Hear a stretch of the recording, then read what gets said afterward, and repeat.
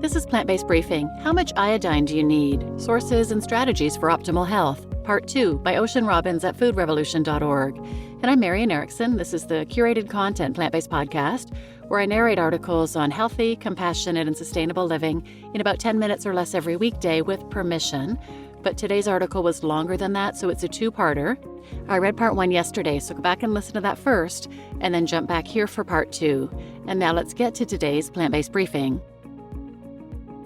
How much iodine do you need? Sources and strategies for optimal health. Part 2 by Ocean Robbins at foodrevolution.org. Iodine excess. So if not enough iodine is a problem, then surely the solution is to consume lots of it, right? Well, not so fast. Too much iodine can also cause problems. Ironically, many of the symptoms of excess iodine are the same as those of deficiency, such as goiter, elevated TSH levels, and hypothyroidism. And if too much iodine is administered to treat iodine deficiency, that can lead to hyperthyroidism or overactive thyroid. Basically, your body's metabolism goes into overdrive, producing symptoms such as nervousness and anxiety, mood swings, difficulty sleeping, frequent urination, persistent thirst, muscle weakness, fatigue, and sensitivity to heat. Too much iodine intake can cause thyroiditis, inflammation of the thyroid. The Greek suffix itis means inflammation, and even thyroid papillary cancer, which is the most common form of thyroid cancer. Acute iodine poisoning is rare because few foods have enough iodine to cause it, but it is possible through excess supplementation. Symptoms include burning of the mouth, throat and stomach, fever, abdominal pain, and even coma. To avoid iodine poisoning when taking supplemental iodine, the U.S. Food and Nutrition Board has identified the following safe upper limits, or ULs, for the mineral. 1 to 3 years, 200 micrograms, 4 to 8 years, 300, 9 to 13 years, 600, 14 to 18 years, 900, and 19 plus years, 1100 micrograms. If you are iodine deficient or have a pre-existing thyroid condition, those ULs might be too high, as you may be extra sensitive to iodine intake levels considered safe for the general population. Additionally, infants, the elderly, and pregnant and lactating women may also be more susceptible to excess iodine. Considerations for thyroid disease. While iodine deficiency or excess can contribute to thyroid dysfunction, it's important to approach iodine supplementation cautiously if you have an autoimmune thyroid disorder like Hashimoto's thyroiditis or Graves' disease. The thyroid gland is more sensitive in these autoimmune conditions and can be aggravated by excess iodine intake, potentially worsening inflammation and thyroid function. For people with Hashimoto's and Graves' disease, focusing on a balanced diet that includes iodine from natural sources and ensuring adequate selenium intake can support thyroid health without exacerbating autoimmune responses. And of course, personalized guidance from a healthcare provider knowledgeable about both nutrition and autoimmune conditions can be essential to optimize thyroid function and overall wellness. Iodine sources. So where can you get this extremely important nutrient in concentrations that would make Goldilocks skip with joy? Let's start with food. Iodine in food. Since iodine is mostly found in seawater, a single cup delivers about 12.5 micrograms, it makes sense that foods that grow in the sea would be rich sources, and indeed sea vegetables, aka seaweed, are among the best food sources of iodine. However, different types of sea vegetables have wildly variable levels of iodine. Those with safe levels include wakame, nori, arame, and dulse. You can think of these as plant-based iodine supplements. Here are some ways to get your daily allowance of iodine from these sources. Snack on a couple of nori sheets during the day or use them for rolling homemade sushi. Sprinkle a teaspoon of dulse flakes into savory dishes like salads, soups, and stews. Add a teaspoon of dried arame to soups for umami awesomeness, or use 2 teaspoons of ground dried wakame as a salad topper. Other forms of seaweed are so rich in iodine you actually have to be careful not to overconsume them and risk hyperthyroidism. In fact, some species of kelp, such as kombu, are generally not recommended because their iodine content is so high. Most people may want to stay below an average of 300 micrograms per day on a day-to-day basis, and definitely below 1,100 micrograms per day, that daily tolerable upper limit for people without thyroid disease. Since a single tablespoon of dried kelp may contain up to 2,000 micrograms of iodine, even modest amounts of this sea vegetable on a regular basis could cause problems. On the bright side, at least if you're like Baby Bear and want to mitigate the risk of getting too much, cooking significantly reduces the amount of iodine you get from sea vegetables. For example, boiling kombu for 15 minutes can make it lose up to 99% of its iodine content. Much of that iodine may be released into the water, however, so if you're cooking sea vegetables and then drinking their broth, you could still be getting a hefty dose of iodine. Iodine is also found in fish and other seafood, who get it from the same place as sea vegetables get it, and also in meat, eggs, and dairy products. If you refrain from eating animal products, your options are pretty much limited to iodized salt, sea vegetables, or supplementation. Iodine is found in small amounts in a variety of fruits and vegetables, including prunes, cranberries, and strawberries. The trouble is, terrestrial plants are very hit or miss with their iodine content dependent on the mineral's concentration in soil, groundwater, and fertilizer.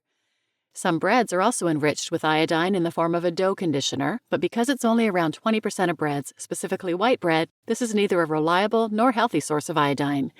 You can also boil noodles in water with iodized salt. The noodles absorb some of the iodine, even if you rinse them off after cooking.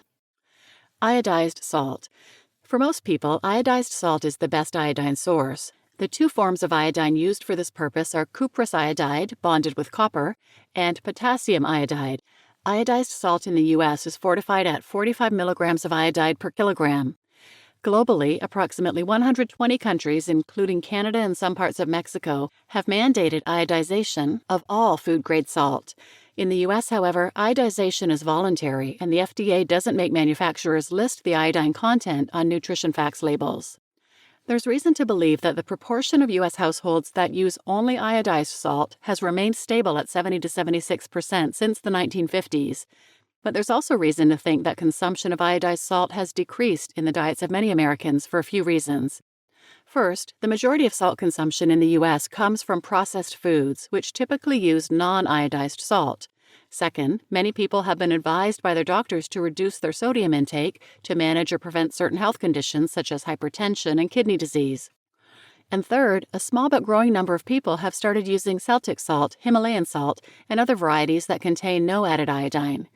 Nevertheless, iodized salt is still the top recommended strategy for the prevention of thyroid disorders. Iodine supplements. After food and salt, the third way to get iodine is by taking a supplement, typically in the form of potassium iodide. Multivitamin and mineral supplements may contain iodine, often at a dose of 150 micrograms, and prenatal supplements may also contain iodine. You can also find dietary supplements containing only iodine. However, these may deliver high doses, sometimes above the UL. Iodine supplementation is recommended for people who are pregnant and breastfeeding.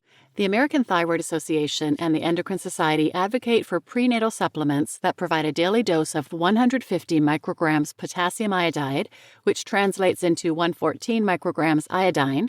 These supplements are necessary through pregnancy and lactation. Plant-based eaters may also want to supplement if they're not eating sea vegetables or using iodized table salt regularly, and people with iodine-deficient hypothyroidism may want to discuss supplementation with their healthcare providers. If you opt for getting enough iodine through your diet, whether through food itself or iodized salt, we've created 3 iodine-rich recipes that are easy to make and a delight to enjoy. Plus, thanks to the customization of each recipe, you can keep iodine-rich meals in your weekly meal prep rotation with ease. Vegetable hand rolls. If you're plant-based and you want to avoid adding iodized salt to meals, then your top source is sea vegetables. Enter vegetable hand rolls. These rolls are fun to make because anything goes. Use veggies from your fridge or your garden. The only requirement is that they fit into the roll. Top with your favorite sauce and voila! Your taste buds, belly, and thyroid will all be very happy. Recipe linked here. Sea Veggie Gamazio. Keeping a jar of sea veggie gamazio on hand can be an easy way to make sure you're incorporating iodine and other essential nutrients into your diet regularly. Nori is not only rich in iodine, it has all 9 essential amino acids plus omega-3s and calcium to boot. Sesame seeds also contain healthy fats, calcium, and magnesium. And pumpkin seeds are a good source of protein, vitamin K, and zinc. Add this condiment to grain bowls, soups, and salads, and avocado toast to support a healthy thyroid and more. Recipe linked here. Warm arame kale and rice. This tasty dish is teeming with minerals like calcium from the kale, edamame, and sesame seeds, iodine from the arame, and iron from the rice, 3 nutrients that can sometimes fall short in a plant-based diet. Lucky for you, warm arame kale and rice is easy to make, can be served as a side to tofu or tempeh, and easily shines as the star of the show. Recipe linked here. Iodine is important for health.